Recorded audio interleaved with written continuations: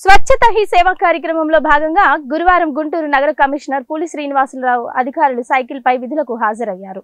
తొలుత క్యాంప్ కార్యాలయం నుండి సైకిల్ పై అధికారులతో కలిసి వివిధ ప్రాంతాల్లో పారిశుద్ధ్య పనులు పరిశీలించారు.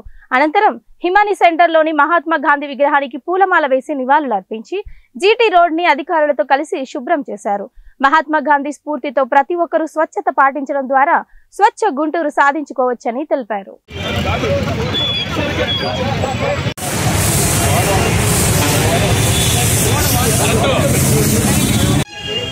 దాంతో పాటు అందరూ కూడా తన యొక్క దైనందిక దినచర్యలో భాగంగా సైకిల్ ఉపయోగించుకోవడం జరిగింది. దాంట్లో భాగంగా మరి ఎంప్లాయీస్, తర్వాత ఎన్జిఓస్, తర్వాత వివిధ అసోసియేషన్స్ కూడా ఈరోజు సైకిల్ ద్వారా వారి యొక్క దినచర్యను ప్రారంభించడం జరిగింది. ఇదే కాకుండా రాబోయే రోజుల్లో అనేక కార్యక్రమాలు, అంటే మనకు అక్టోబర్ 2 వరకు అనేక కార్యక్రమాలు స్వచ్ఛతా హీ సేవలో భాగంగా మన గుంటూరు నగరపాలక